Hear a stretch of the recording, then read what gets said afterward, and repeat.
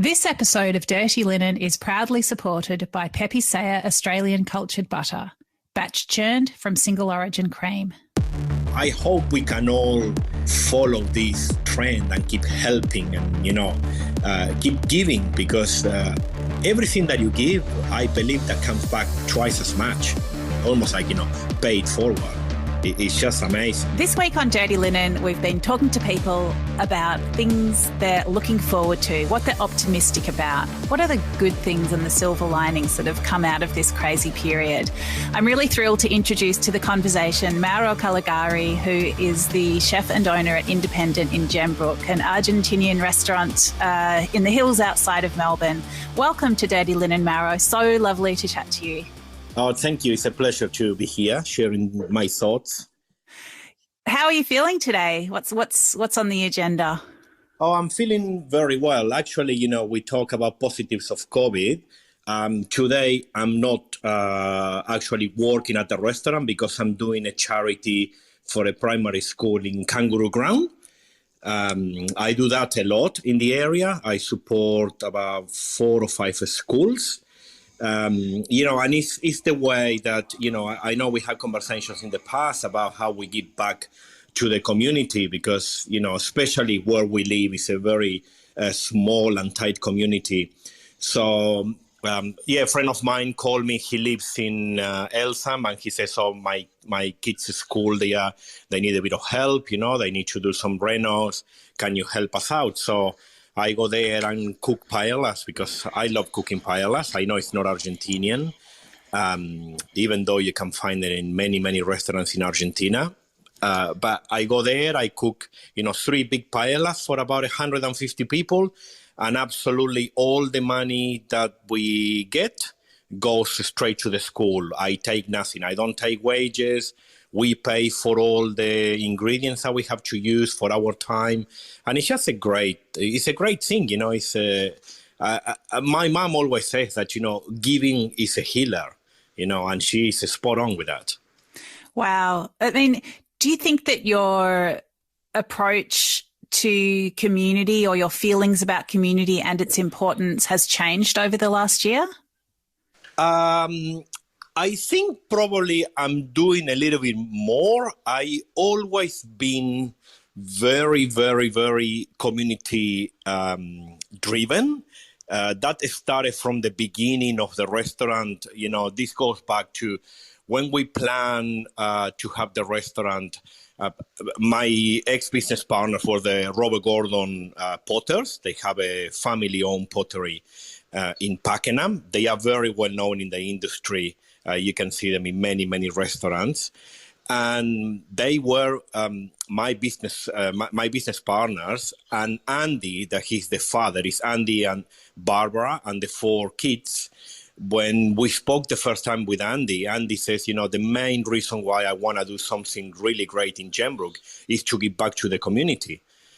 It started from the very beginning. And, the times that I was working at Truth House in Blackrock, it was the same. We were always, giving an enormous amount of support, to school, kinders, and anyone that we could help. Because, at the end of the day, we come with nothing and we live with nothing. So why do we want so much? Well, that's very simple but quite profound. And I think if you sort of filter your activities through that question, you're going to make some pretty brave but meaningful choices. Oh, 100%. So, Mauro, tell us a little about the community in Gembrook and how you've talked about how you support the community, but can you talk about how the community supported you through lockdown and the pandemic? Yes, 100%. It was, when we first went into the lockdown, obviously it was very challenging in many, many, many aspects because, it's the unknown. And I think the unknown is what is a bit frightening, not only for myself, for everyone. But, through the unknown, I think it's the best opportunity for us to grow and to become better. I think that's the goal in life for every person. And the sooner you realize that, the better person you become quicker or sooner. So you're going to work a lot better in every aspect of your life. So basically, when we have to shut down, obviously, the phones were going crazy and emails, everyone supporting anything you need. But, the silliest thing, people offering to come and, sweep and, clean the garden, clean the gutters, get cobwebs off. It's just ridiculous. So we were closed for 5 weeks, and then we reopened with, cold packs. And when we reopened, we noticed, a lot of people that were coming with vouchers, and they were giving it to us. They said, sorry, we don't want this. I was like, oh, but, or you pay or somebody else pay. No, we don't want it. We just want you guys, to survive. So, it was that. It was the landlord, the government, that the government brought so much, I think, division in with some people, because it was the people that they saw that the government was doing a great job, and people they saw that they weren't. But I tell you one thing, this morning I was talking to my mom. In Argentina today, there is 25,500 cases in the past 24 hours. So let's talk about, what we did right, what we did wrong. It was hard for everyone. But, the help that the government gave us, my brother is a small business owner back home, and he gets nothing for the government, and you have to shut down, and you have to shut down. And he still has to pay for school, pay for food. It's not the same. Australia, is such a, beautiful place, such a helpful, and I don't want to detour too much from the community. The community, they were waiting for anything that we did to just come and support. They wanted anything, regardless of what we put on the menu. They will want to buy more. They will buy for the neighbor. They will. We got all these, all the time, and also from other businesses. There is a cafe next door to us. It's called a Spencer store. They sell a little. They send us a little pack, with some cookies. It's everything homemade, and it's such a small, beautiful gesture, of support. Here we are here, if you want to talk, I can mention landlords, suppliers, friends. Our staff, was especially one staff member that obviously some people, they got benefited with JobKeeper. So she says, oh, I'm getting paid too much. I used to get paid less than this. So she chipped in to support staff members that they did not have JobKeeper. Wow. Another one was this group called the Worksmith. I was a lucky winner of one of the, grants that they gave.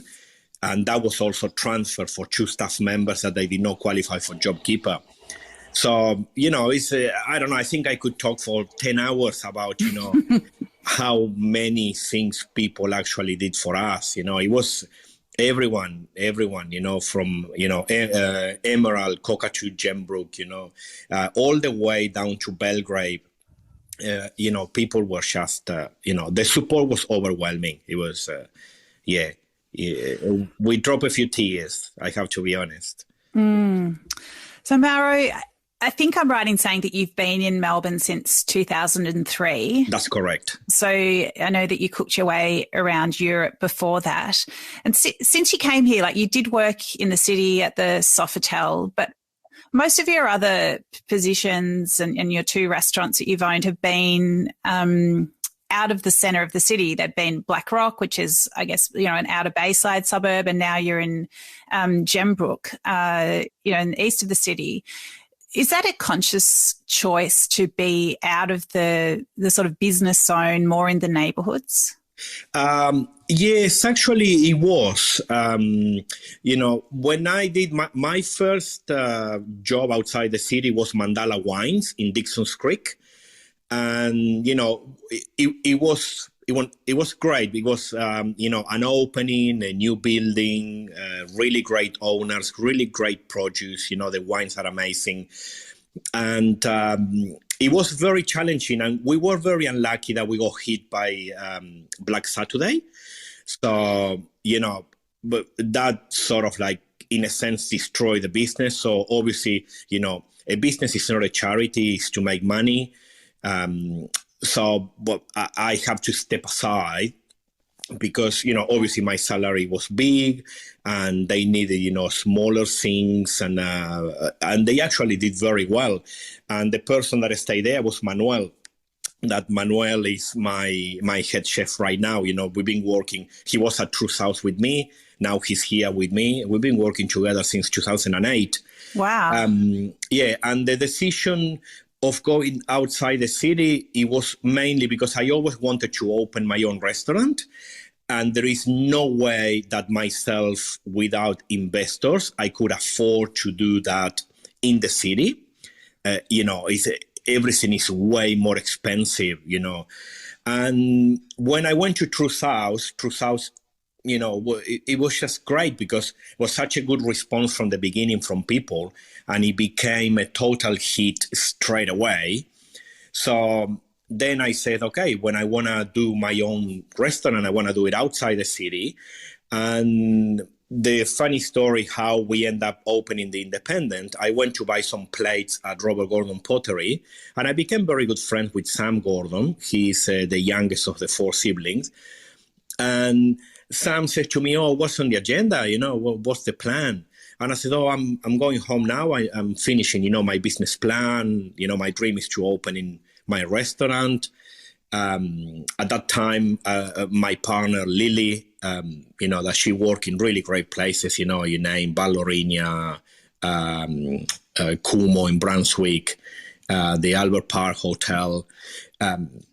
She always been in great places. We always had that plan. And I said, I'm working on this business plan. And he says, what do you want to do? What do you want to open a restaurant? And I said, my favorite area is Dandenong Ranges because, I ride my motorbike in there. It's beautiful. I always go, to little cafes and art galleries and this stuff, the Cardinia Water Reservoir. And he said, you're joking? And I said, no, why? He says, my family just purchased a building in Gembrook. He said, would you like to come check it out? And I said, okay. So exactly a week later, I came for a ride here. I look at the Independent, what is now, and I went like, wow, this is amazing. It's such an amazing building. It's big. It's a heritage listed building too. And I said, okay, yeah, I think it can work. It was nothing in Gembrook. It was just, a little pizza shop and a fish and chip shop, the bakery. It was really nothing, And so I sent him the business plan and we start talking. And then Lily fell pregnant. And so we postponed for a year. And then we opened the restaurant. And, the rest is history. It's been an amazing ride. And, once again, the support of the community and everyone. And, we get a lot of tourist trade too. They come, day trip tourists. They come from the city. They also come from the other end, as far as Wilson's Prom, Tarragona, Warragul. A lot of people from Yarra Valley, they come this way. And a lot of people from Mornington, that's very surprising. Is it, how are you finding that tourist trade, given that there's no international travel? Have you found that locals have been, filling in those gaps? 100%. The locals is just crazy, the support. Yeah, it's we do get a lot of people coming from the city on the weekends, especially. We get a lot of parties and people, they come and they stay for the weekend. There is a few hotels and cottages and they just come and make a weekend out of it. This episode of Dirty Linen is proudly supported by Pepe Sayer Australian Cultured Butter, batch churned from single what origin pays our cream. Electricity bills and our, trucks and everything else is our bulk butter and our butter sheets, because that's where the volumes are. A small bakery would go through 200 kilos of butter a week minimum. when you compare that to a deli, they're lucky if they sell 6 units of butter. A lot of our investments in the business itself is trying to perfect the butter sheets that Sonoma would use to make their croissants, for example, which we're very proud of, the fact that Sonoma use our butter sheets to make all their croissants. Absolutely fantastic. For more information, go to pepisaya.com.au. So I know that a lot of business owners have restructured things post reopening. You know, obviously one of the biggest issues is staffing. There just aren't as many staff around, but people have also had time to sort of, rethink their businesses and the way that they structure their menus or their opening hours. What changes have you made? In here, we change the menu. One of the things, before we used to do the usual, with certain ingredients, we sort of were more forgiving about, margins and how, okay, yeah, that's a little bit too expensive, but let's put it in because people like eating it and we make less money. Now, one of the things is, straight away business, and every single dish has to be spot on the costing. Otherwise, we don't do it. The same goes for wines. The clientele that we have, they don't go for the very, like for example, when I go out in the city, I have no problem paying for a bottle of wine, $150. In here, doesn't happen. In here, all your wines have to be, I would say, top on the $80 mark. So that limits a little bit what you can get. But, saying that, we do have a few expensive wines, but it's just the bare minimum that, for some special customers that they like to spend a bit more. But then on the menu, we used to have 2 set menus. One was called Mauro's Table, another one chef menu. And one was 9 courses, the other one 7 courses. Everything is to share, goes in the middle of the table, is divided in 3 segments, some starters, main, and then some desserts. And we just fusion it into one menu. And we realized that it works really, really well. Like about 60% of our trade is chef menus, not a la carte. That's a pretty high percentage when I compare with my friends that they own other restaurants. And yeah, one of the main decisions is to do all these changes also is because we don't have the manpower. Like we went from having 30 staff members to have 16 now. Wow. Yeah, that's a big difference. Yes. And we've been heavily advertising. We went, to natural organic advertisement, like, Facebook, Instagram. That is usually what it works best for us. And also we did some pay advertisement, nothing. And with every single friend that I talk to, they say nothing. No luck at all, nothing, no stuff. So, we see what happens, but how is it? We need to adapt and, make it work, because at the end of the day, the business is our livelihood and, we need to make it work. So are you opening shorter hours with those staff numbers go down? No, we did change our trading about 2 years ago. We used to open Wednesday through to Sunday from 12 until late at night. And we realized, it was not trade on Wednesday, so we shut down on Wednesdays, and then we shut down Thursday lunch. So now we do Thursday dinner from 5:30 p.m. until late, and then Friday, Saturday, Sunday from 12 until late. And it works really well. Okay. And did you open over Easter? Yes, we did. Okay, because I know a lot of people closed over Easter for the first time. Just, they did the sums and it was just like, no, this isn't going to work. Yeah, we made the mistake of opening Friday. Friday was not good. We only did Friday dinner, and it was very, very quiet. But still, we managed it with, a skeleton team. So, at the end of the day, sometimes you have to do things also for the customers. But then Saturday was the biggest day ever since we opened the restaurant 6.5 years ago. It's so interesting. You know, I was at my book club last night, and so one of the girls was chatting. You know, they went for a drive on Easter Monday with the family, and they thought, oh, we'll get some lunch somewhere. They were driving. There was just nowhere open for lunch on Easter Monday. And I was explaining, they were mystified. They just couldn't understand it. They were like, there were so many people on day trips, you know, why wasn't there anywhere to eat? And I was saying, you know, because people have to pay public holiday penalty rates. And they were saying, but they would have been busy. And I'm like, well, being busy doesn't necessarily mean that you're making money. And, you know, it was just book club, you know, I didn't want to, you know, make a speech, but I still feel like there is such a disconnect in understanding from the general dining public about the realities of running a business like a restaurant. Yes, 100%. You have to understand that, for example, for us, the lowest paid person gets paid $52.50 an hour on a public holiday. So it's, you know, it's a lot of restaurants that they are moving into even doing a surcharge on Sundays, every Sunday. But even a surcharge, let's say it's 15%, it doesn't, I mean, it's a contribution, but it doesn't really cover the penalties, does it? It does not. No, it actually covers 40% of the penalties. Yeah. It's interesting. But, you know, it helps.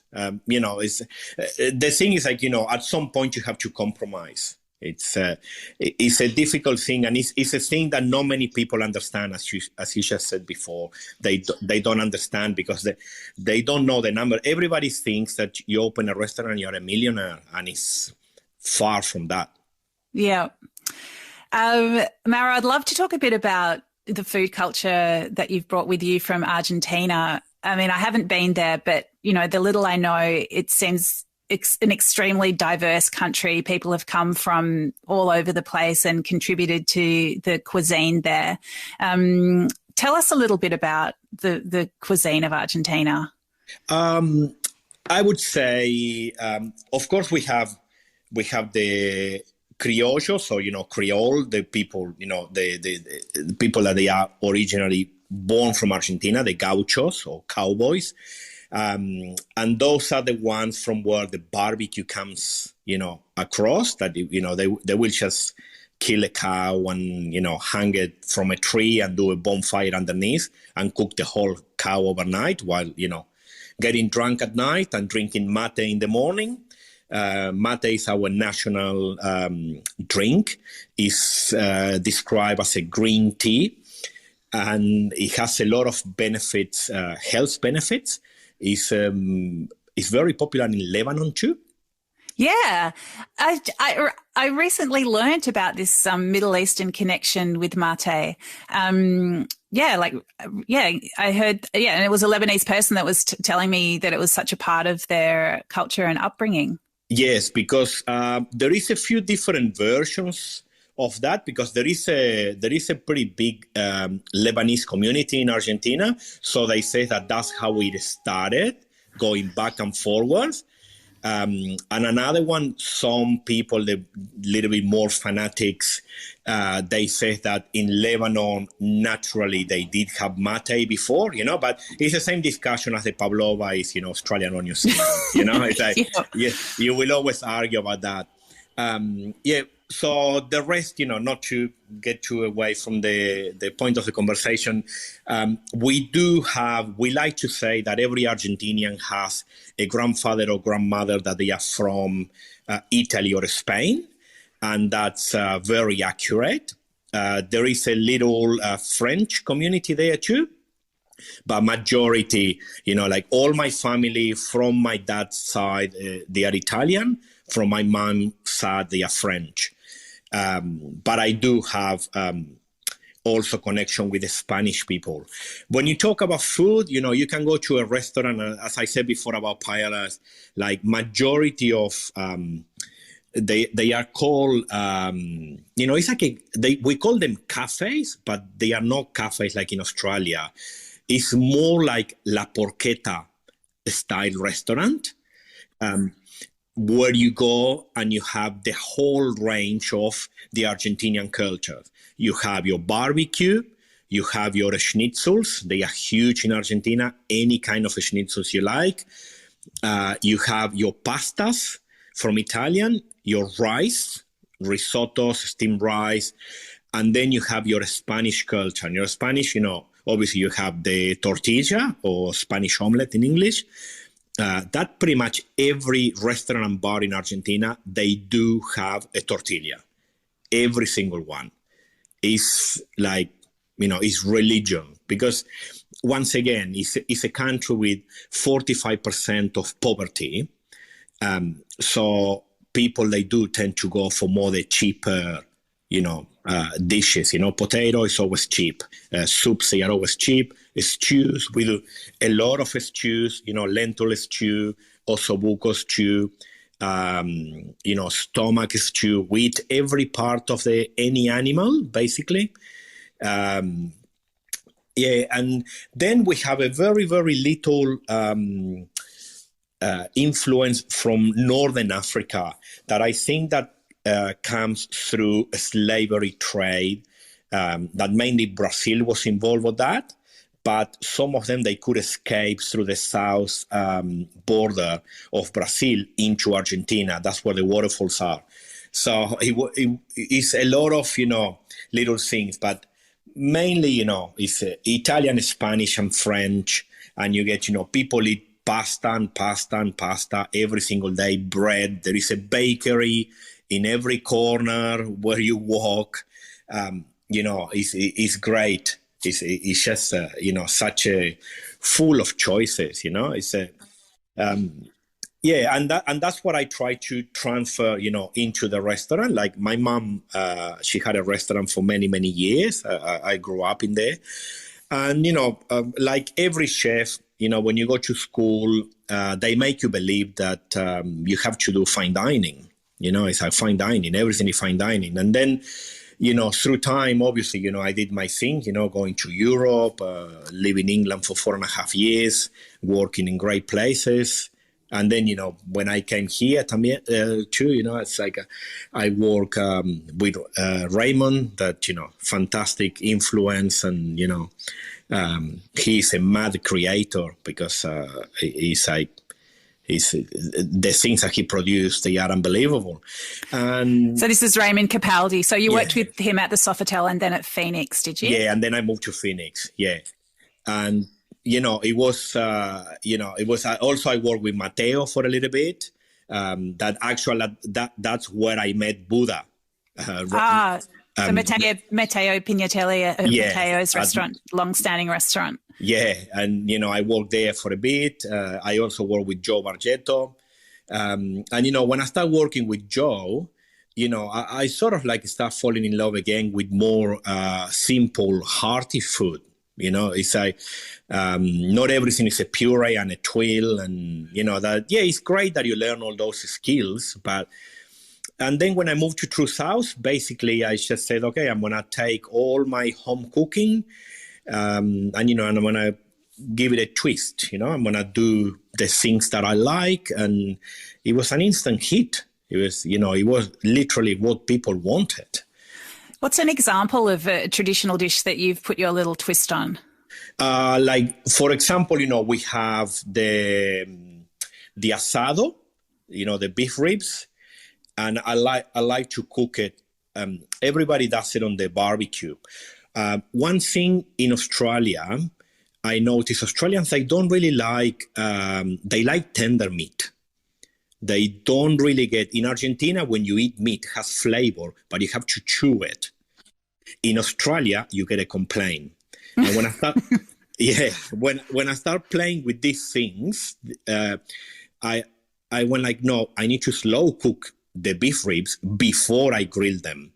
So I start cook them a little bit more like an ossobuco, onions, celery, some bay leaf, Malbec wine or Bonarda wine. That is another very popular wine in Argentina.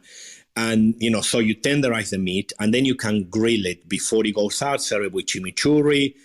And that works really well. That, And actually, now the complaints that I get, usually they are from Argentinians. They go like, "Oh, why you slow cook the beef? You should grill it." Interesting. Is that sort of things. And then, for example, choripan, that is our number one snack. That basically is a chorizo sausage in between, in a bread, sort of like a French baguette style bread. And usually you put a bit of chimichurri or salsa criolla, that is onion, capsicum, oregano, chili. And what I do is I make like a big paste with sausage meat, and I put smoked ham hocks, caramelized onions, and I form sort of like a patty. And then we make like a mini burger, mini slider with that. It's like, that will be my take on the choripan. People love that. It's just, great. And then, varieties of fillings for empanadas. Like right now we have a cauliflower and pine nut empanada that goes, for vegans, goes very well. Argentina is actually not very friendly for vegans. I think, where the tradition of hanging a cow up over a roaring fire, I'm feeling like that's not very vegan. Yeah, no, it's not at all. Yeah, and they're actually having a big vegan movement right now in Argentina, and it's led by my younger brother. Is it? Yes, it is. Yeah, it's actually huge, and it's international. He actually travels. He goes to 2 years ago, he was in France, in England. He goes to Canada, to America. It's all part of his activist. Oh, so he's a chef and a vegan activist? He's not a chef. No. He's not a chef? No. Right. But he's a massive vegan activist, yes. That's so interesting. What do you think? I mean, you mentioned that Argentina is really suffering at the moment with coronavirus. I mean, how do you think things are going to pan out there? Argentina is extremely challenging. Even when I left in 2000, and it was, it was bad at the time, but now it reached some new levels. It's always, I think the other day I had a bit of a conversation. We were talking about the difference, in between politicians. It's like, I understand that we are, opposite parties, but we all, at the end of the day, we are all working for the citizens. So we all need to come up with a solution. Even when I'm not in power, I need to do something to support you. In Argentina, it's totally opposite. It's a battle in between the different political parties, and they separate the society a lot. So I have friends that they don't talk to other friends because of the political views. It gets to a level that, it's almost scary. And it's actually not getting any better at all. And nobody seems to have a response or know what are they going to do, how are they going to do it. It's just, it's almost like they don't know what is going to happen. And now they are going into a lockdown again.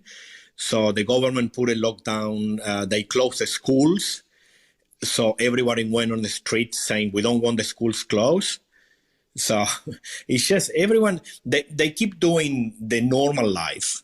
It's like when there is restrictions, they find the loophole to not follow the restriction.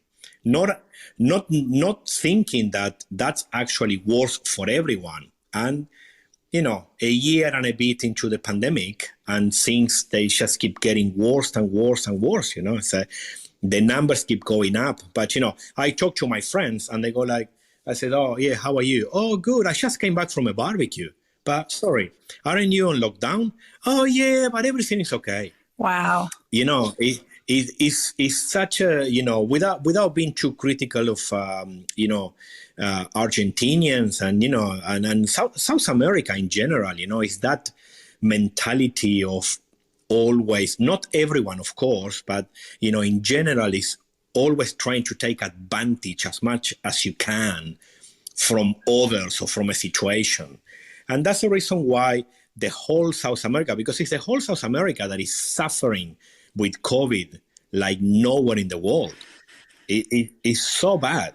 It's terrible. I think one thing we've learnt around the world with COVID is it's showed up fractures that were already there in society. And I guess if the leadership is working to divide, then this is a really great time to exploit those divisions between people. But it does, I guess, put into context how positive you are about the situation here in Australia, Mauro, and it does give you a really a point of comparison that's really close to your heart. So we're so lucky in so many ways to be here. What are you looking forward to as you continue to rebuild the business? One of the main things is, we are working a lot towards, being able to give the service that we are used to, because it's not like we give bad service, but due to limitations, obviously you see cracks when you get very busy. And, we are doing a whole lot of, we implemented, trainings, and we implemented booking times, slots. We only book 25 to 30 people every 30 minutes. So, we have a better pace, and we can do a better job, and we can give a better experience to customers. Customers, I seem to be very, very happy, because we don't literally get any complaints. We only get price and, and very good reviews, and everyone is just so happy to be able to be out again. But I'm just looking forward for a bit of normality, and, for people to, I think COVID, especially in Australia, got the best out of people. So I hope we can continue with this pattern of, because Australians were always very helpful from the beginning. It's you park on the side of the road, especially where I live, and you park there, I don't know, because you need to take a phone call or you need to send a message. And you have 3 cars stopping, going like, "Oh, you okay? You need a hand?"